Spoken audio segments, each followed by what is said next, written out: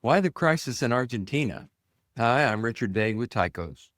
President Javier Milei and his party recently won midterm elections, a clear win for his program and philosophy of austerity. But is cutting the deficit really going to improve Argentina's debt problem? That's the question we're tackling today. To set the stage, let's consider what makes Argentina so different and so often in the headlines. As Nobel Prize-winning legendary economist Simon Kuznets reportedly once said, with tongue-in-cheek, there are 4 kinds of countries in the world: developed countries, undeveloped countries, Japan, and Argentina. Indeed, the resources and climate in Argentina are such that it should be among the world's leading economies. And over a century ago it was. Yet it has since been a perennial basket case, having defaulted on its debt 9 times since its independence in 1816. And now Argentina is in the midst of yet another debt crisis, and the U.S. is stepping in this time to try and assist. What's going on here? Well, one factor, and recently the biggest factor, has been its currency's plummeting exchange rate against the dollar. Why does a currency plunge? Well, some comes when Argentinians buy lots of U.S. goods and send dollars out of the country. Some comes from the very act of borrowing in dollars.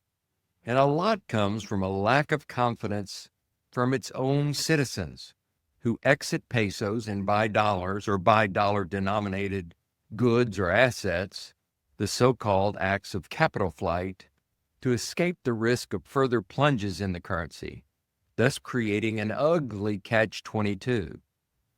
In fact, in the brief period since 2019, this is just 6 years or less than 6 years, the Argentine peso has dropped by 96% in comparison to the US dollar. So why is that such an issue? Primarily because so much of Argentina's debt is denominated in a foreign currency, so that when the Argentine peso drops in value, the amount of its debt automatically increases by a lot. On top of that, Argentina has a lot of inflation-indexed bonds, and its inflation has run at over 100% annually and is currently near 50%. So it won't surprise you that the current yield on Argentina's government debt is 55.3%. Let's take a look. In 2000, Argentine government debt to GDP was 41%, and it had grown to 82% at the year-end 2024, but it had actually reached as high as 127% before all the international assistance and other interventions. But let's look closer.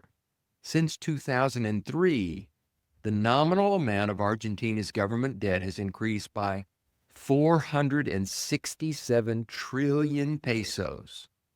Let me repeat that. It's increased by 467 trillion pesos.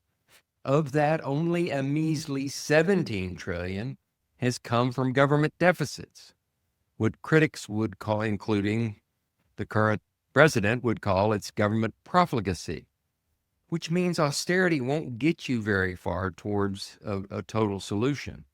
And the rest of the increase, almost the entire 467 trillion in pesos, has come from the revaluation of existing debt denominated in dollars as the peso's value has plunged, as well as the increase from their inflation index debt. Stabilize Argentina's currency and keep it stabilized, and you will have won most of the battle.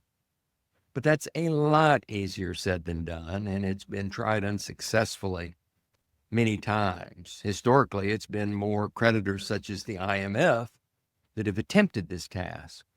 But now the U.S. has offered $40 billion in support in the form of currency swaps, of which it has already injected several hundred million. A swap is simply the purchase of pesos with dollars to try to prop up or stabilize the peso.